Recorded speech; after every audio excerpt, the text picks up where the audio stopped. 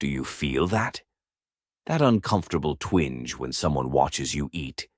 That sudden awareness of your every movement when an attractive person enters the room?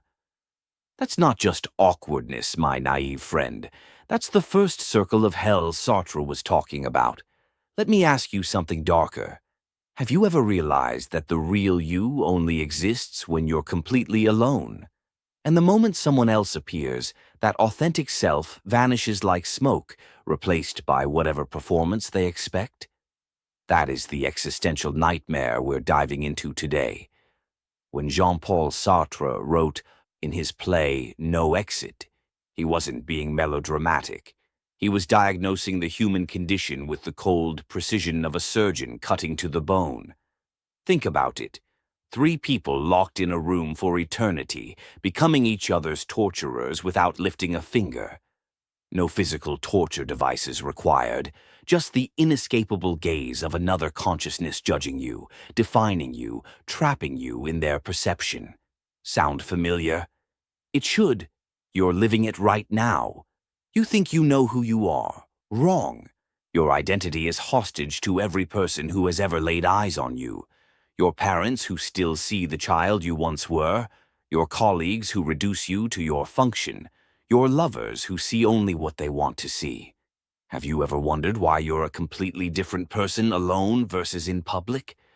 Why that comfortable sense of self evaporates the moment the doorbell rings? The gaze that freezes your soul, Sartre called it the look. That moment when you become aware of being observed, when you transform from a subject experiencing the world into an object being experienced by the world.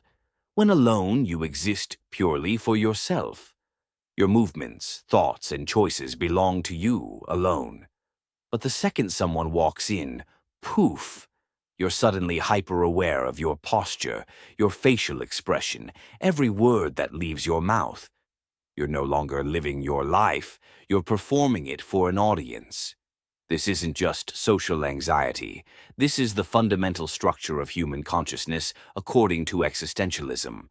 We are always either the watcher or the watched, the judge or the judged, the subject or the object. And here's the delicious irony. You desperately need others to confirm your existence, to give you identity through their recognition. Yet these same others rob you of your freedom by fixing you in their gaze. Isn't that just perfect? The very people you need to feel real are the ones who make you feel fake. Your freedom is their plaything. Let me ask you something uncomfortable. How many of your personal choices are actually made to satisfy, impress, or avoid judgment from others? That career you're so proud of, did you choose it, or did society's definition of success choose it for you? That political opinion you defend so passionately, is it truly yours, or just what your social circle expects you to believe? Even that authentic self you're trying to discover, isn't it just another performance for an imagined audience? Sartre would say your precious freedom is constantly under siege by the mere existence of other consciousnesses. Every other person is a potential threat to your ability to define yourself. You are not free as long as others exist to perceive you. The room with no exit. In Sartre's play, 3 characters find themselves in a drawing room styled like Second Empire hell. No fire, no brimstone, no devils with pitchforks, just 3 people who can't escape each other's presence or judgment. Garcin, Inès, and Estelle each try to maintain their self-deception, the stories they tell themselves about who they are. But the others see through these illusions, forcing each to confront truths they've spent their lives avoiding. Garcin wants to believe he's not a coward. Inès knows better and won't let him hide. Estelle needs to be desired to feel real. Garcin is too preoccupied with his own image to give her what she needs. Inès craves power over others but is powerless in death. Each character is trapped not just in the room, but in the perceptions of the others. There is no exit because there is no escape from being seen, judged, and defined by others. This is the human condition. We are all in rooms with no exits, desperate to control how others see us, yet doomed to be redefined by every new pair of eyes. Why you're both predator and prey, the most delicious irony of Sartre's philosophy, is that you are both victim and perpetrator in this existential horror show. Your gaze objectifies others just as theirs objectifies you. You judge and define and limit others, even as you resent being judged, defined, and limited yourself. You're not just trapped in hell, you are hell for someone else. Think about it. Right now, someone is thinking about you and reducing your entire complex being to a simple character in their mental story. The unreliable friend, the annoying coworker, the controlling parent. And you're doing exactly the same to them. If Sartre thought hell was other people in the 1940s, imagine what he'd think of our digital hellscape. We've exponentially multiplied the gazes we see. Your identity isn't just hostage to the people in your physical vicinity anymore. It's fragmented across thousands of digital observers.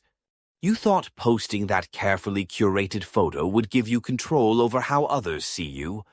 All you've done is create another surface for others to project their judgments onto. Every like, comment, and share is another pair of eyes fixing you in place, another consciousness reducing you to an object. That anxiety you feel when your post doesn't get enough engagement. That's the terror of not being seen at all, of being nothing. Because here's the cruel paradox. As much as others' perceptions imprison you, you still desperately need them to feel real. Total isolation is its own kind of hell. Just be yourself, they say. What magnificent, meaningless advice. There is no yourself that exists independently of others' perceptions. The very concept of authenticity presupposes some true self hiding beneath social masks. Sartre would say this is nonsense. You are what you do in the eyes of others. Period. Your desperate quest for authenticity is just another performance, perhaps the most elaborate one. You perform authenticity to receive the validation of being seen as authentic. The irony would be hilarious if it weren't so pathetic. Tell me, in your quest to find yourself, how many self-help books have you read? How many personality tests have you taken? How many identity labels have you tried on? Each one is just another attempt to fix yourself in someone else's system, to be seen in a way that feels temporarily comfortable. Despite all this darkness, Sartre wasn't a pessimist. He believed in radical freedom, the terrifying prospect that we are condemned to choose ourselves at every moment. But here's the brutal truth most people can't handle. True freedom would mean not giving a damn how others see you.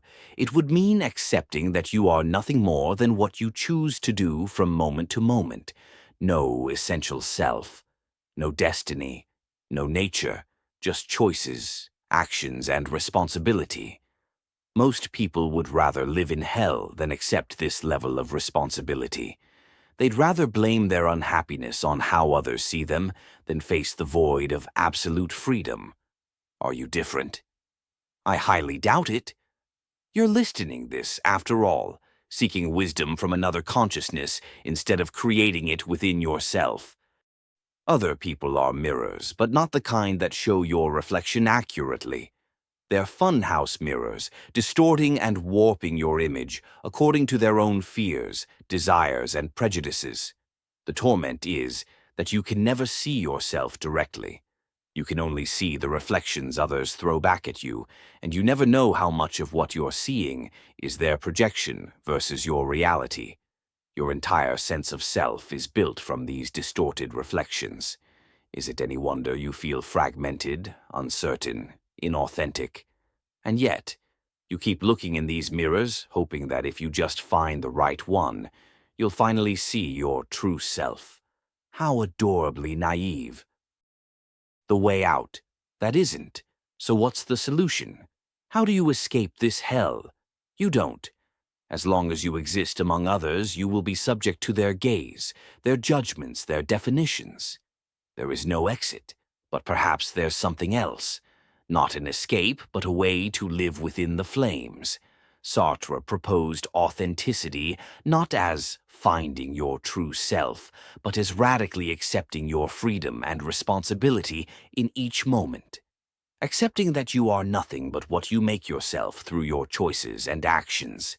This means embracing the discomfort of being seen, judged, and misunderstood. It means making choices knowing they will be interpreted and judged by others, and doing so anyway. It means facing the void at the center of your being and filling it with your own choices rather than others' expectations. Can you do this? Can you bear the weight of such radical freedom? Most can't. Most would rather remain in hell, blaming others for their discomfort, than face the terrifying responsibility of creating themselves moment by moment. So here you are at the crossroads of existential choice. Will you continue to contort yourself to fit others' perceptions, seeking validation and recognition, while resenting the very gazes you crave? Or will you accept that hell is other people, not because they're malicious, but because consciousness itself creates this inescapable dynamic of seeing and being seen? There's no right answer. There's only your choice and the responsibility that comes with it. And guess what? Whatever you choose, I'm judging you for it right now. Others will judge you for it tomorrow. You can never escape the look, but perhaps, just perhaps, you can learn to dance in the flames rather than merely burn. The challenge you probably won't accept. If you've made it this far, you're either fascinated by the abyss or you enjoy intellectual self-flagellation. Either way, I have a challenge for you. For one day, just one day, try living as if Sartre was right. Make every choice with full awareness that there is no authentic self to discover, only the self you create through action. Feel the weight of others' gazes without trying to control how they see you. Experience the terror and exhilaration of absolute freedom and responsibility. Then come back and tell me if hell is truly other people, or if the real hell is the prison of self-deception you've built to avoid facing your freedom. But you won't do this, will you? The comfort of blame is too sweet, the terror of freedom too great. And that's why you'll remain in hell, complaining about the temperature while refusing to acknowledge the exit door standing wide open before you. The joke's on you. The door leads right back to the same room, but with one crucial difference: your attitude toward being there. Like this exploration of existential torment? Of course you do. Misery loves intellectual company. Subscribe to dive deeper into the philosophical concepts that explain your everyday suffering. Like this video if you enjoy having your comfortable illusions shattered. Share with friends you secretly enjoy watching squirm under the weight of existential truth. Leave a comment telling me about your own personal hell of other people's perceptions. I'll be reading them all, judging you silently from behind my screen. Just another consciousness fixing you in place with my gaze. Remember, hell isn't just other people. Hell is you for them too. Sweet dreams.